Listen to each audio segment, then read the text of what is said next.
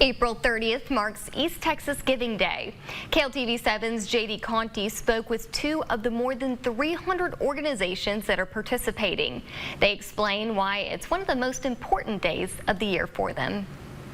Normally a quiet event though, a private personal event where you're making a contribution to support an organization. On East Texas Giving Day, we want that to be a little more boisterous. Kyle Penney is the president of the East Texas Communities Foundation.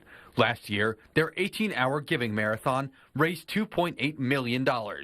This year, 366 nonprofits across the region are participating in East Texas Giving Day. You have to pick an organization on this particular site. So we want you to go learn about organizations that are important to you and make a specific contribution. You can even set up your own personal page to tell others why you're supporting a certain cause. You can set up a celebration page where you can tell your personal story about how you've been impacted or the great work of that organization, and then encourage your friends to help you meet a goal. When you donate, you can also pledge to volunteer for that nonprofit.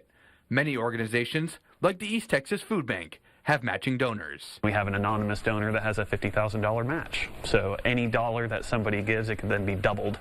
Every dollar that we receive can provide 10 meals now. As of Thursday afternoon, $180,000 have already been given in early donations.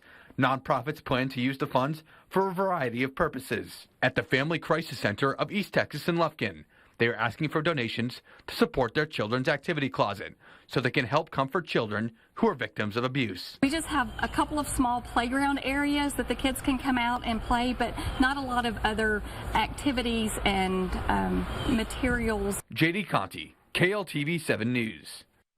Now to donate, scan the QR code you see right there on your screen or go to kltv.com and click on the big red box. There you can search for the nonprofit organization that you would like to help.